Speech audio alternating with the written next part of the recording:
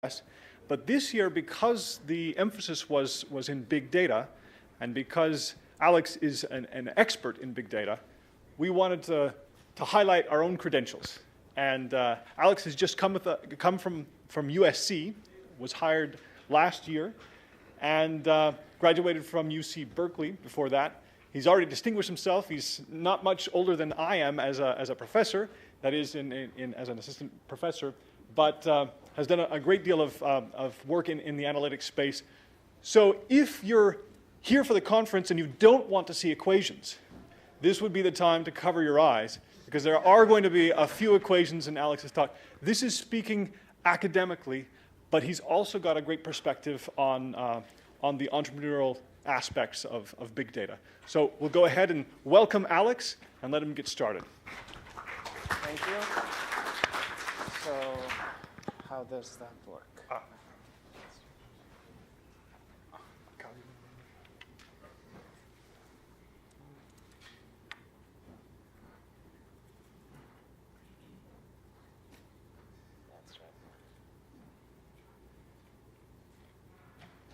Okay, cool.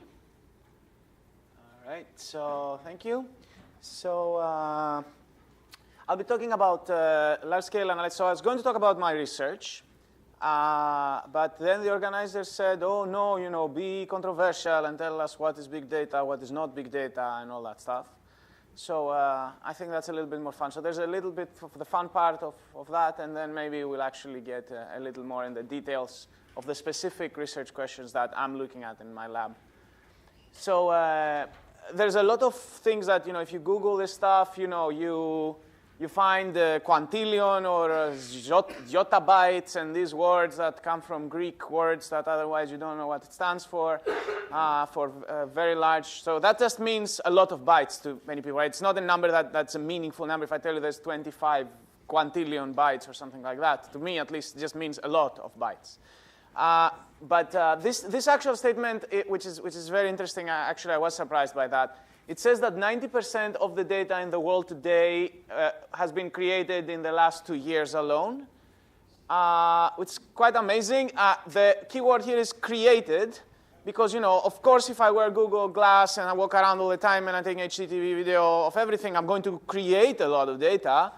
But the problem is not creating it. The problem is, can you store it in a cost-effective way, and can you process it in a cost-effective way? So the thing that's happening is that we are creating more data. We could have created them before, but we couldn't store them or process them before. So we can actually store them and process them in a cost-effective way now because of technology changes. Now, the other thing that is important in trends is that processing is not getting any faster. If you see, the projections of after the Pentium speed, the gigahertz of the processors are actually not really growing that fast. So since we have more data, but we can't process it at a rate that's scaling the same way, we have to do something else. And what we're doing is we're distributing and making things parallel. Okay? So one important paradigm change is that instead of doing things in one machine, you have to do things in many machines. So the classic definition that you will see that many people agree is you have big data if your data has one of the four V's. So it either has a lot of volume. So typically you will say, oh, it's big data if it's petabytes, or it's big data if it's exabytes. If it's 10 megabytes, it's not big data. If it's 100 megabytes, it's not big data. So there's people will say things like that. People will say, OK, maybe if you have 100 megabytes, it could still be big data if you have to process it, in a nanosecond. If it's arriving super fast, so you have a streaming, so high velocity is another classical case of that people talk about big data. Variety means, that it's messy and it's not in a clean schema.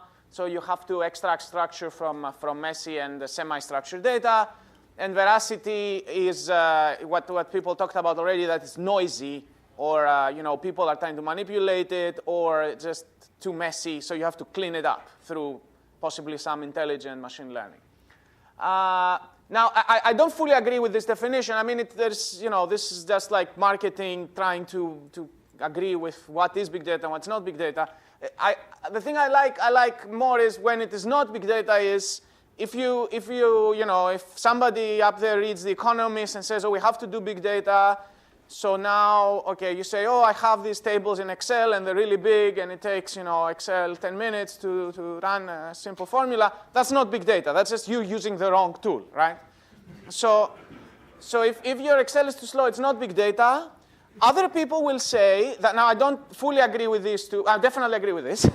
Now, with these two, I don't necessarily agree, but some people say if it fits in main memory, it's not big data. You should learn what a database is. So database is the thing that deals with stuff that don't fit in main memory, right? It fit in disk, one disk. Okay, so one way of talking about it is it doesn't fit in memory, it's a database. If it doesn't fit in one disk, then you have to do a distributed database. And that's what, then you're really legitimately talking about big data in the classical sense. Now, when you have high velocity data, again, it's a completely different story. So if you have, what it really is, the definition that I would actually like is the one that I'll tell you in a second. But this is Dilbert's, what's the word, gospel. So it says consultants are saying 3 quintillion bytes of data are created every day. It comes from everywhere, and it knows everything. And according to the book of Wikipedia, its name is Big Data. And it lives in the cloud, and it knows what we do, okay? And in the past, you did many evil things. But if you accept big data on your servers, you will be saved from bankruptcy. Let us pay. So that's the part that matters at the end of the day, right? So this is like there's a lot of marketing happening here on that. And this is what I like. I say, when is it not just hype? So I think if your standard data management tools, or the standard things you're using, your Oracle database, or your standard, relational database, or your standard Excel, or whatever it is you're doing, is not sufficient for doing what you want to do, then I think then you have more data than you can handle for this specific task. So the tools that were built to replace the standard data management tools, the first one was Hadoop. Hadoop is still used as the open source cheap thing to load a lot of data, and I think it will be staying with us.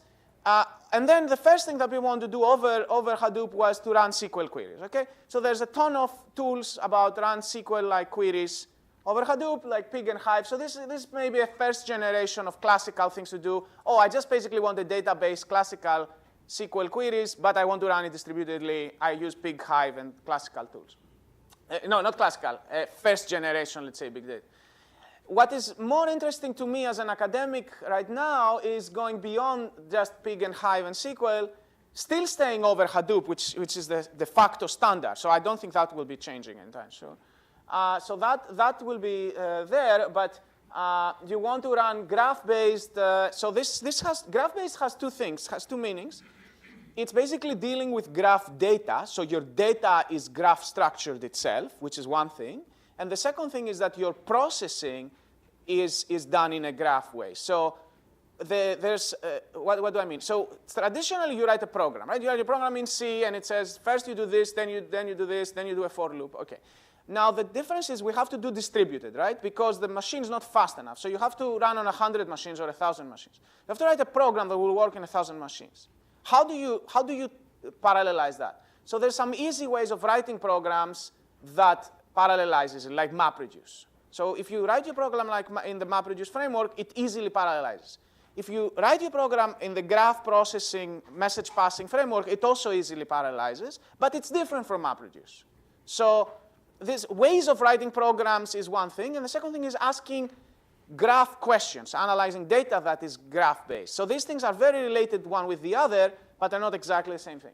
So I'm interested in graph-based or big graph type of questions, and basically machine learning data analytics, which is going beyond the standard SQL, OK, I'll just run an aggregate query, and I want to do some intelligent statistics that involve non-trivial math, which will bring us to the formulas that I will be bringing up in a sec. So let me see how I'm doing on time here. I guess I'm aiming for 25, right? People are still alive, so and awake, so that's good. OK, so what do I actually do? So I have two main thrusts in my lab. We work on distributed storage, and we work on distributed large-scale information processing. OK, what does that mean? So my dissertation started this area that's called distributed storage coding. Now, when I go to Facebook and I say coding, I mean, yeah, we do coding all the time. We code, right? But that's not what coding is. Coding is an error-correcting code. OK, so I hope that people are familiar with what an error-correcting code is, or an erasure code. It's a way of introducing redundancy in data, creating parities, or storing linear equations over a finite field. Now, the interesting thing is this. This is the main question that we have been studying for a while. The easiest way, when you're storing data over a large cluster and you have thousands of machines, many of your machines will fail every day. So when you have your machines failing, you need to make sure you won't lose data. Okay. How do you make sure you don't lose data? The simplest thing you do is just keep copies of the data. That's what's called in coding theory a repetition code, the trivial code. You just keep copies of every symbol. That's fine. So people do that. However, de facto is 3x replication.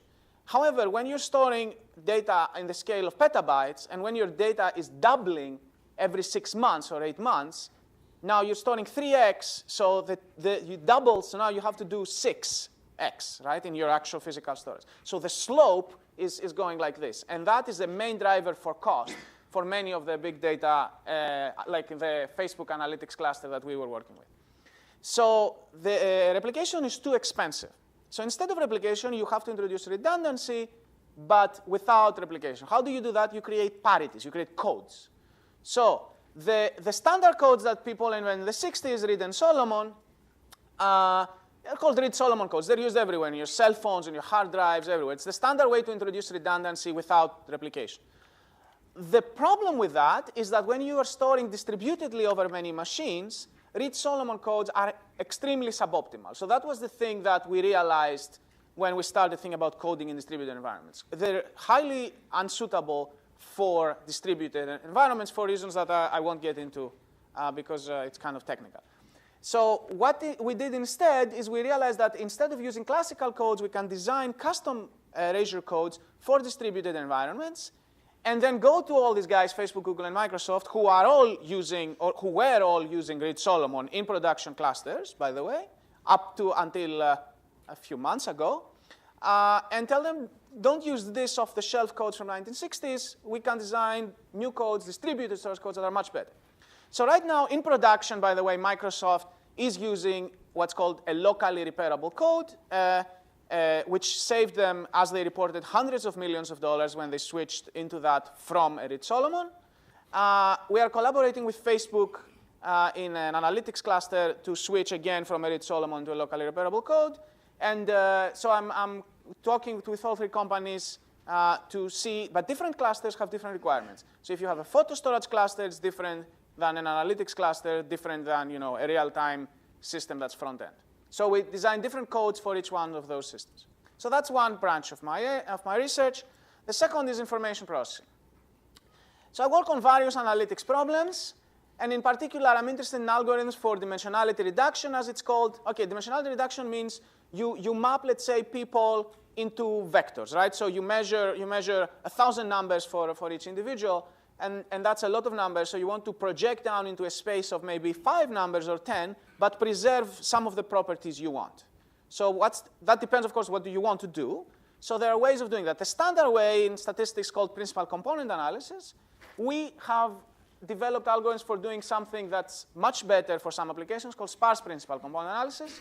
So I won't get in details, but this technique is a novel machine learning technique that is very highly applicable in distributed environments. So what matters is not that I just have a good algorithm, but I have an algorithm that's good in the parallelizable sense. I can run it on many machines, and it gets faster when I throw more machines at the problem, as opposed to a serial algorithm, which doesn't care about how many machines you have, because it will only wait until something is executed. We applied this, for example, in a Twitter data set in a recent paper that we saw that we published, and we found very interesting results on learning what people are talking about on Twitter, discovering topics, discovering trends. And the other thing that is related to sparse principal components is massive graph problems. So PCA you can see as a weighted graph problem, But now I'll just tell you on more basic graphs for a second. So the big paradigm is you have a big graph, and you want to find structure in this graph that's relevant to a problem. So here is an example. So here is the densest subgraph problem. Let me see how I'm doing on time here. I guess I have, how much time do I have? Oh, you stand up and start talking. OK, good. OK, so what's the densest subgraph problem? You give me a graph. Here is a graph. The dots are people or entities or anything, and the edges are connecting them. They indicate some relationship. For example, it could be your social network graph, or it could be a graph of blogs, and where the edge is a blog mentions another blog, or it could be a graph of web pages or emails and stuff like that. So you form a graph, and now you ask the following question. What is the densest K subgraph? What does that mean? I give you a number K. So in my example here, K is 5. So I tell you there are 5 people here that have the property that they form what's called a 5-click. That means they are fully connected with each other. They all know, every one of them knows the other 4. Or another way of saying it is that they share 10 edges, OK? So a 5-click, so 5 people can at most have 10 edges. That's if everybody knows everybody else. And I ask the question, can you find these 5 people that have 10 edges between them? Well, you know, maybe I'll take this guy. This guy has a lot of friends, so he's probably there. Maybe he should be connected here. But now, you know, maybe these 5 do not work, for example. So this is the densest K subgraph problem. And the answer in this case is these 5 people, if you see, they form a fully connected subgraph, a clique. So this problem is a computational problem. It's a classical computational problem in algorithms. You can express it in this language, which I won't get into, but it looks exactly like sparse PCA. That's the way I'm writing it, like this. And it's a notorious computationally hard problem. It's NP hard and hard to approximate. So basically, unless there's big changes in what we believe about, you know, what's called P versus NP, you won't be able to solve this problem. If I give you n vertices, you won't be able to solve this problem in time polynomial in n. Notice that this has nothing to do with big data. Even if I give you a graph with 100 vertices, it's a tiny graph that fits in, you know, 10 kilobytes of a text file, which is not big data by any means. If I ask you to solve this problem, that's going to be really hard for you, right? Because you have to do exponential computation in n. So if n is 100, 2 to the 100 is, you know, the molecules of the universe or something ridiculous like that. So you can't really hope to do even basic things that involve finding such structures in graphs. So what you do, unless you know P equals NP, which is another story. So let's say that's not the case. So what I want to say is that doesn't really matter. The running time of a serial algorithm is not the right metric anymore. Now you're going to run this on 1,000 machines. So if you have an algorithm that can fully parallelize, you can slice up your running time by a factor of 1,000. So that's really the metric you should be looking at, not the running time in a serial sense, but rather how you can parallelize an algorithm. Of course, still you won't be able to do exponential computation for big graphs. So what you do is you create approximation algorithms. So what you would like to do is find a way so you can find 5 vertices that provably will be close to the densest subgraph. And so you can prove that ideally. And it's parallelizable. So if I run it on n machines, my running time is divided by n. So this is the kind of goals that we look into. How to develop fast, parallelizable algorithms with provable guarantees on big graphs. So this is Joydeep standing up. So OK, good. So anyway, so here, for example, I say, oh, you may ask, who cares about this problem? Obviously, you can think of a ton of applications. So this finding dense subgraphs is used, for example, in spam detection for security. It's used in finding communities. It's used in computational biology because this could be proteins interacting, and the click means that there's some structure that you want to discover. So there's a ton of application of this. I want to say one more thing. OK, good. So I'll skip this. I know. OK, here's, yeah. Here's something interesting. Traffic classification. I just have 100 slides, and when somebody gets up and tells me to stop, I stop. That's my plan. So, but I want to tell you this because this is actually cool. Traffic classification means from packet statistics, estimate which application a user is using, OK? So you can do DPI. You can look in the packets and say, oh, the guy is watching YouTube videos. But that's not cool. And in many senses, it could be even semi-legal or definitely not cool. So you want to avoid the packet inspection. So you don't want to read people's packets. And even if you wanted to read them, they could always do HTTPS, encrypt them, and you're done. So instead of doing deep packet inspection, can you tell what a user is running on their mobile by looking at the statistics of the packet? So you get destination IP, whoops, what's happening here? Destination IP or, it's the wrong thing, okay. This origin IP, destination IP, and ports. Estimate which application is being used. So some really cool way of forming graphs for this. I'll show you this. This is from a paper called Blink. So this shows a single source IP, many destination IPs. The source port is 4821, and the destination port is a long range. This is a signature graph that corresponds to games. This is streaming, where there is a single source IP, many destination IPs, and there's two specific ports that mark this, this streaming. And this is a classic attack, where a single source, the attacker, is attacking multiple IPs at many ports from the source, all targeting 135, which is a well-known warm port. So you form a graph from this data, which doesn't look like a graph at all, right? But you can identify structures now in this big graph that will involve, millions of packets. And if you identify this kind of subgraph in this graph, that's a signature for an attack. That's a signature for streaming. That's a signature for games. So finding graphs that have structure is a really cool thing for identifying, even when you wouldn't think of graphs in a standard sense. Conclusions. So we're skipping stuff. No problem. There we go. Conclusions. We can store and process data at a previously unimagined scale because some people wrote software and some other people opened up their data centers and we can rent them, right? So these are the two main things that are important. So we can store and process stuff easily at huge scale. How do we extract knowledge? That needs new algorithms. And the main thing that I'm interested in is what are the important questions for mobile. That's the main thing I want to learn from this, and I want you to talk to me about it. And also, how do we get data? Because I'm an academic, we sit down and we think about a math problem for months because that's what we like to do. But if you give us some data, we can actually do better than what your in-house, algorithm might do, hopefully, right? So the way I think about big data is like a big telescope that you can maybe discover things that you couldn't discover before.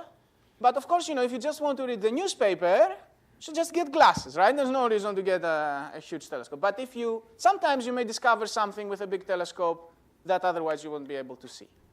So yeah, I'll stop here.